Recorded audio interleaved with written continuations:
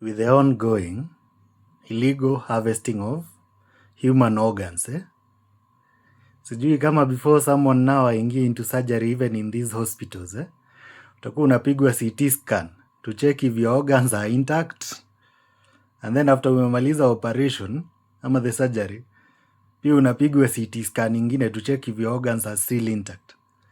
Because tell me why you go to a hospital and then after leaving you realize that you don't have one kidney. And why would a medic do that? You mean we've come to that point in life where people who are trusted in kusave watu maisha, I mean, everything is about business these days, ama? What?